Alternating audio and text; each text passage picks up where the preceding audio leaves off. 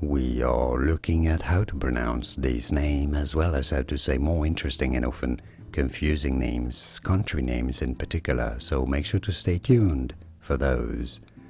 This is the name of a country in Africa, and it was named by the French, and French is still an official language in the country, so this is not to be said how you may think it is to be said.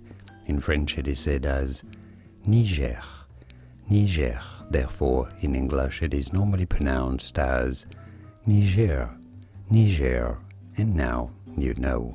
More videos here on how to pronounce more interesting names of countries in Africa, but beyond that, names that many mispronounce and get confused by. I'll see you there to learn more. Thanks for watching.